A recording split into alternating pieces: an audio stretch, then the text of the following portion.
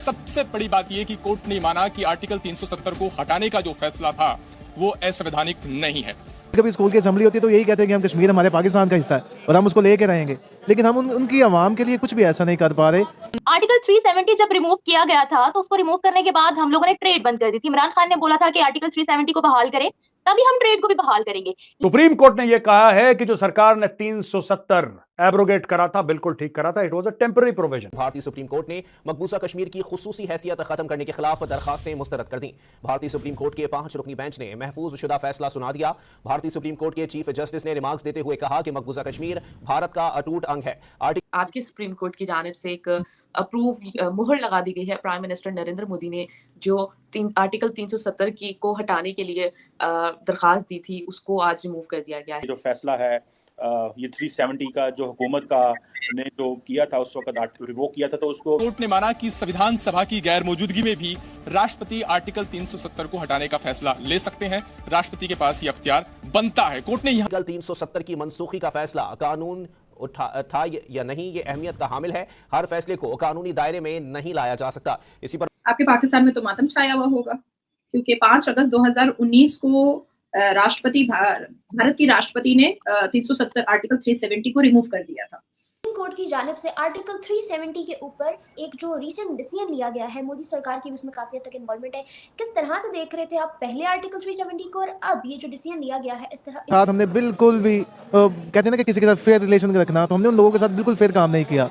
हमें 70 साल नारे लगाए हैं, नारा तो हम आज भी लगाते हैं। मेरा ख्याल है कि जब कश्मीरियों ने जब ये रिमूव किया गया था तो कश्मीरियों ने केस दर्ज किया था सुप्रीम कोर्ट में कि इस आर्टिकल को बहाल किया जाए, लेकिन अब सुप्रीम कोर्ट का भी फैसला आ गया है और सुप्रीम कोर्ट बोल रहा है कि मोदी वाज राइट और उनके पास ये अथॉरिटी है कि वो आर्टिकल लगाए या हटाए, लेकिन उनका फैसला दुरुस्त था। नमस्कार दोस्तों एवं साथियों, आपका स्वागत करते हैं हम अपने यूट्यूब चैनल में। दोस्तों, कल धारा 370 को हटाने के खिलाफ जो पार्टिसिपेंट डायल किए थे उस पर सुप्रीम कोर्ट ने फैसला सुनाया और फैसला सुनाया कि भारत सरकार सही किया था और उसमें कुछ भी गलत नहीं है, क्योंकि वो राष्ट्रपति का अधिकार था और राष्ट्रपति ने उसे हटाया और इस समय वहाँ पर सभी लोग चैन से जी रहे हैं। उसके पहले वहाँ पर कोई सही से रह नहीं पाता था और इस समय जब से धारा 370 हटा तब से यूनियन टेरिटरी बना है, तब से जम्मू कश्मीर के लोग आराम से रह रहे हैं और अमन चैन से रह रहे हैं। वहाँ पर सैलानी भी जा रहे हैं जहाँ पर उन सबको ज़्यादा फ़ायदा हो रहा है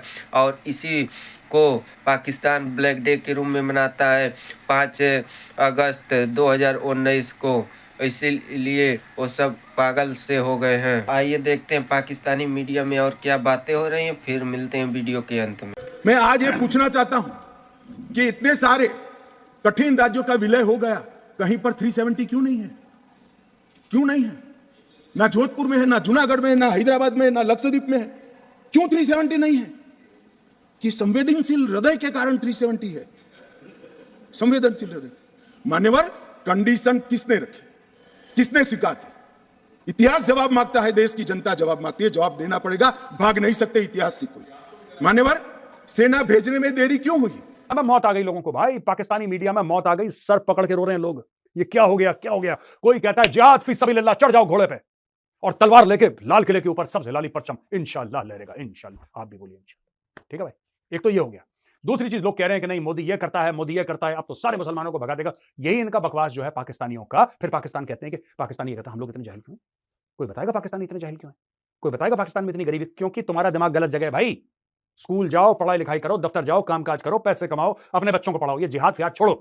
मार मार के सुअर बना दिया इंडिया ने तुम्हारा। अभी तक तुम्हारे दिल से जिहाद नहीं निकल रहा।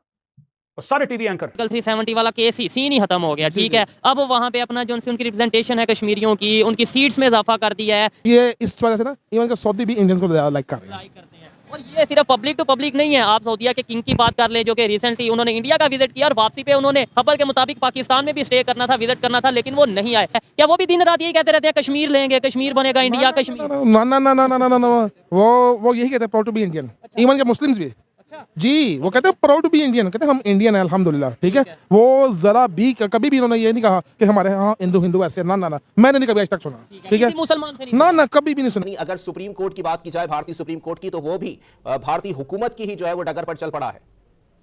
देखिए ये बात दुरुस्त है, लेकिन उन्होंने सिर्फ और सिर्फ तशरीह की है जो हिंदुस्तान में 5 अगस्त 2019 को की, क्योंकि 5 अगस्त 2019 को उन्होंने आर्टिकल 370 जो है एब्रोगेट नहीं किया, बल्कि उसको डी ऑपरेशनलाइज किया।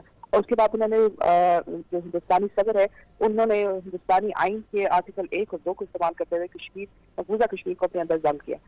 उमर अब्दुल्ला ने बोला कि दिल टूट गया है, डिसहार्टन हो गए हैं, नहीं डिसहार्टन नहीं हुए हैं, डिसअपॉइंट हो गए हैं, स्ट्रगल हमारा, ये फालतू की सियासी चूरन खिला रहे हैं। Mehbooba Mufti, the people of JNK are not going to lose hope और give up, fight for honour and dignity, सब झूठी बातें, झूठी इनकी मैडम की बातें झूठी। ठीक है, इन्होंने बीजेपी के साथ गठबंधन करा था कुर्सी पर बैठने के लिए। बीजेपी ने सारा सीख लिया कि कौन से संदूक में कौन से कागज पड़े, फिर बीजेपी ने इनको टाइट करा। ठीक है, वो लोग भी मुझे ऐसे लगता है कि इसीलिए घुसे थे, क्योंकि उनको पता था कि क्या चल रहा है, जरा सीखो इससे, इसने कहां क्या क्या कर रखा है, तब इसको टाइट करेंगे, तो फिर इसको टाइट करा। उन्होंने 7 क्वेश्चन पूछे थे और 7 क्वेश्चन कुछ इस प्रकार थे: whether the provisions of Article 370 were temporary in nature or whether they acquired a status of permanence in the Constitution। पहला क्वेश्चन ये था कि आर्टिकल 370 जो भारतीय संविधान में था, क्या वो टेम्पररी था या over the period of time उसने वो एक परमानेंट जो है प्रोविजन के रूप में परिवर्तित हो गया था। दूसरा क्वेश्चन ये था, जो आप जाने दीजिए, वो बहुत टफ है, वो आप लोग के लिए नहीं है। तीसरा क्वेश्चन ये था, whether the entire constitution of India could have been applied to the state of Jammu and Kashmir in exercise of the power। अगर मैं साफ अल्फाज में कहूँ, ना तो वो आज़ाद है ना ये आज़ाद है, दोनों मकबूजा हिस्से हैं।